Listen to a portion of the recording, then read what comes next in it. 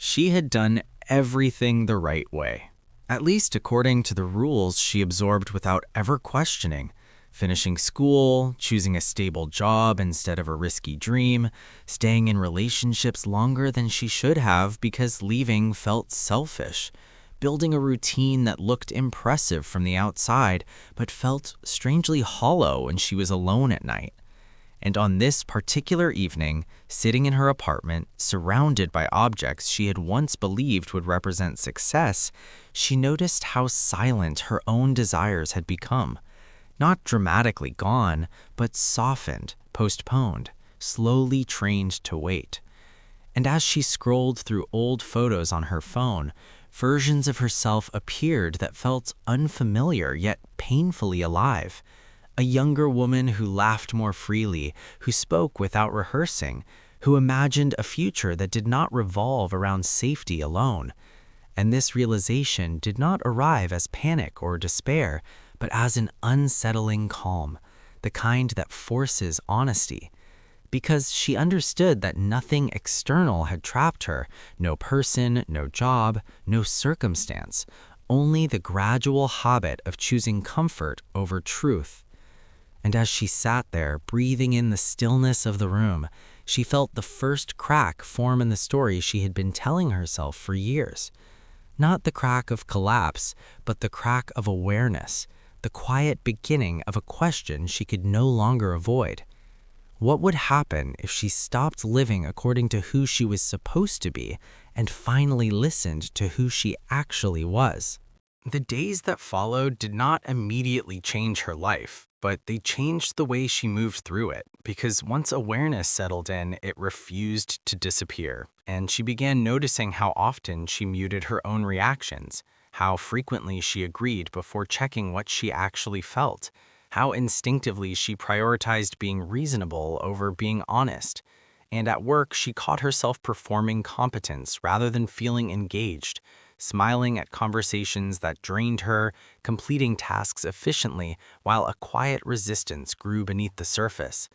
And even in her closest relationships, she sensed the same pattern, listening more than speaking, adapting more than expressing, maintaining harmony at the cost of authenticity. And none of this felt dramatic enough to justify disruption, which was exactly the problem, because the absence of crisis had become the excuse to remain unchanged. And as she walked home one evening, watching other lives pass by through lit windows and reflections in glass, she realized that dissatisfaction did not always announce itself as pain. Sometimes it arrived as numbness, as a slow emotional thinning that made days blur together. And this understanding frightened her more than the idea of failure ever had, because it suggested that she could continue like this indefinitely, functional but unfulfilled, admired but internally absent. And standing there with the city humming around her, she felt the uncomfortable truth take shape, that choosing not to change was also a choice, one that carried consequences just as real as any risk she had been avoiding. What unsettled her most was not the realization itself, but how ordinary everything still looked afterward, because the world did not pause to acknowledge her internal shift. Her phone continued to buzz with notifications, deadlines arrived on schedule, conversations followed their familiar rhythms, and yet, beneath all of it, she felt a growing separation between who she appeared to be and who she was becoming aware of. And this gap made even small decisions feel heavier, because each choice now carried an unspoken question of alignment, whether she was acting from habit or intention. And she began to notice how often her first instinct was to minimize herself, to soften opinions before they caused friction, to delay desires until they felt socially acceptable. And this self-editing had once felt like maturity, but now it registered as a quiet erosion of self-trust. And late at night, scrolling through memories and unfinished thoughts, she recognized how long she had been waiting for permission to live differently, as if clarity required external validation. And this waiting had cost her years she could not easily name or reclaim. And the weight of that recognition pressed against her chest, not as regret, but as urgency, because awareness had transformed passive discomfort into responsibility. And from this point forward, she could no longer claim ignorance, could no longer hide behind circumstance or timing. And this realization did not yet tell her what to do, but it made one thing unmistakably clear, that remaining unchanged would no longer feel neutral, it would feel deliberate. The days that followed carried a strange tension, not dramatic enough for anyone else to notice, yet constant enough that she felt it in every interaction, because once awareness settles in, it does not fade politely into the background. It lingers, questioning tone, intention, silence, and she found herself replaying conversations long after they ended, hearing not just what was said, but what was avoided, what was softened, what was surrendered for the sake of ease. And this made routine moments feel newly exposed, as if a thin layer of performance had been peeled back, revealing how much of her life was built on adaptation rather than choice. And she began to sense how often she measured herself against expectations she had never consciously agreed to, expectations shaped by past relationships, by family roles, by unspoken rules about stability and success. And recognizing this did not immediately free her. Instead, it made her restless, because clarity without action creates its own discomfort. And she oscillated between the impulse to change everything at once and the fear of disrupting a structure that, while limiting, had provided familiarity and approval. And in quieter moments, she wondered whether courage was supposed to feel decisive or uncertain, because what she felt now was neither confidence nor panic, but a persistent pull toward honesty, an insistence that something in her life required revision, even if she did not yet know the language for it. And as she moved through her days, smiling when expected, fulfilling obligations with practiced ease, she understood that this tension was not a problem to be solved quickly, but a signal, one she could no longer ignore, because the cost of suppressing it was beginning to outweigh the comfort of maintaining appearances. And for the first time, the question was no longer whether change was necessary, but whether she was willing to endure the discomfort of becoming more truthful than she had ever allowed herself to be. What surprised her most was how subtly resistance appeared, not as a loud refusal or a dramatic obstacle, but as hesitation dressed up as logic, because each time she considered doing something differently, saying no where she usually agreed, expressing a thought before it was fully refined, prioritizing her own energy without justification, her mind immediately produced reasonable arguments for delay, reminders of responsibility, of reputation, of how much easier it was to remain consistent with the version of herself everyone already understood. And this internal negotiation became exhausting because it forced her to confront how often she had confused self-control with self-erasure.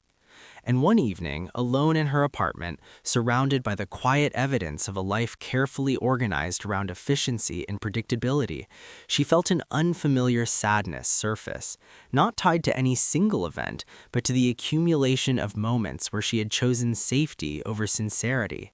And as she sat there, allowing the feeling to exist without distraction, she realized that fear had not been protecting her from failure as much as it had been shielding her from vulnerability, from the risk of being seen clearly and possibly misunderstood. And this understanding reframed her past choices, not as mistakes, but as survival strategies that had outlived their usefulness. And with that came a new kind of compassion for herself, one that did not excuse stagnation, but softened the shame around it. And in this softened space, a tentative resolve began to form, not to overhaul her life overnight, but to begin paying attention to the moments where she felt herself retreat, to pause there, to question the reflex to disappear, because even small acts of presence, she sensed, could begin to restore a sense of integrity she had been missing. And though she still did not know exactly what change would look like, she felt certain of one thing, that continuing without examining herself would no longer feel like peace, it would feel like avoidance, and she was no longer willing to confuse the two. As this awareness deepened, she began to test herself in small, almost invisible ways, not announcing any transformation, not making declarations, but noticing how it felt to remain present when discomfort appeared. And during conversations, she resisted the impulse to rush toward agreement, allowing pauses to stretch just long enough for her own thoughts to surface. And at first, this felt unnatural, even selfish, because she had trained herself to be responsive rather than reflective. But slowly, she realized that silence did not fracture connection the way she had always feared. Instead, it created space. And in that space, she sensed a version of herself that had been waiting patiently to be acknowledged.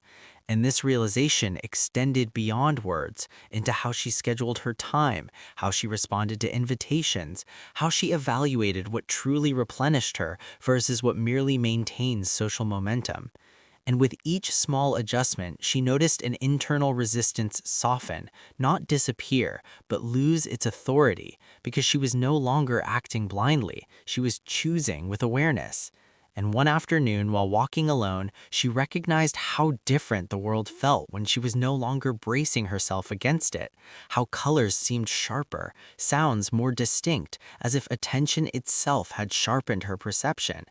And this was not happiness in the conventional sense. There was still uncertainty, still tension, but there was also a sense of coherence, a feeling that her inner experience was beginning to align with her outward life. And this alignment, fragile as it was, felt more stabilizing than the routines she had relied on for years. And she understood then that growth was not about dramatic reinvention, but about sustained honesty, about remaining awake to her own reactions rather than numbing them for convenience.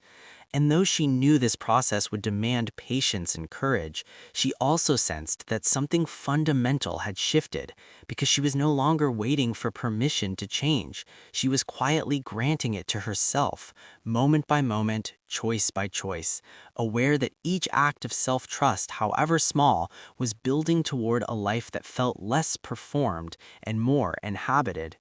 With this growing sense of self-trust, she started to notice how her relationships subtly recalibrated around her presence, not because others changed immediately, but because she no longer filled every silence or softened every edge.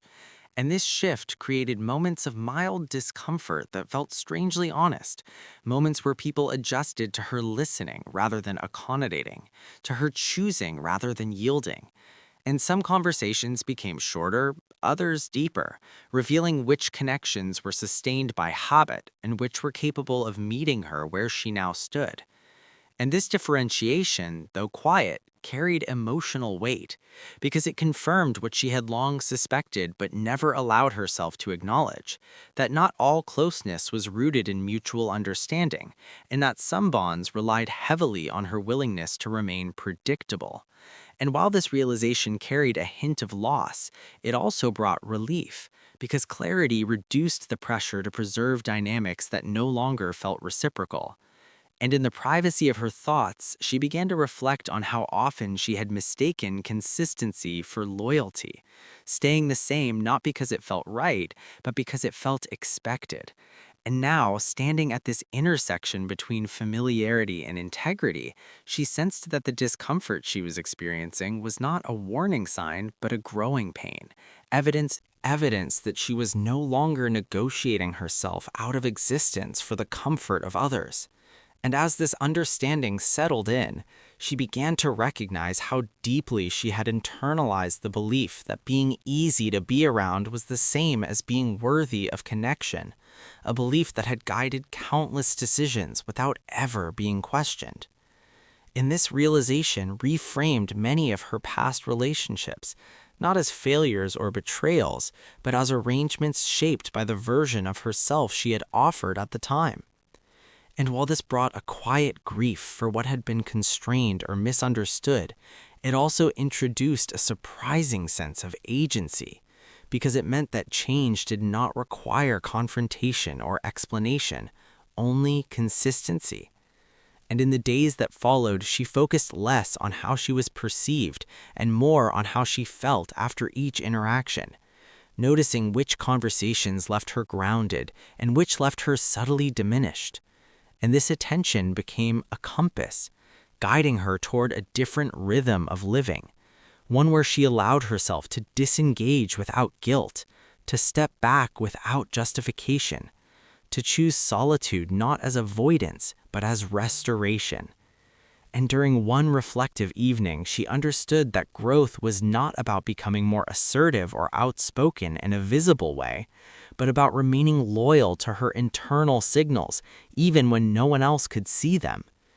And this loyalty required patience, because unlearning years of self-silencing could not be rushed. But with each day, she felt a steadier confidence take root, not the confidence of certainty, but the confidence of self-recognition. And as she moved through her life with this quieter strength, she sensed that she was no longer waiting to be understood by everyone. She was learning to understand herself first, trusting that the right connections would either adjust or fall away, and that either outcome would no longer feel like loss, but like alignment. In the end, there was no single moment that marked her transformation, no announcement or visible turning point, only a gradual settling into herself that felt both unfamiliar and deeply right, because what had changed was not her circumstances, but her relationship to them. And as weeks passed, she noticed how her decisions carried less explanation and more conviction, how she no longer rehearsed justifications for choices that honored her energy. And this simplicity felt like relief, not because life had become easier, but because it had become clearer. And one quiet morning, standing alone with nothing demanding her attention, she recognized that the peace she felt was not the absence of conflict or uncertainty, but the absence of self-betrayal. And this realization grounded her more than any external reassurance ever had, because it confirmed that fulfillment was not something to be earned through endurance or compromise, but something that emerged when she stopped abandoning her own experience. And while she knew there would be moments of doubt ahead, moments when old patterns tempted her to retreat, she also knew that she now possessed something she had lacked before, an internal reference point, a steady awareness that allowed her to return to herself without urgency or fear. And as she stepped forward into the continuation of her life, she did so without the need to redefine herself for others, content to live from a place of alignment rather than performance, trusting that authenticity, even when quiet, would shape a future that felt not perfect or resolved, but honest, grounded, and finally her own.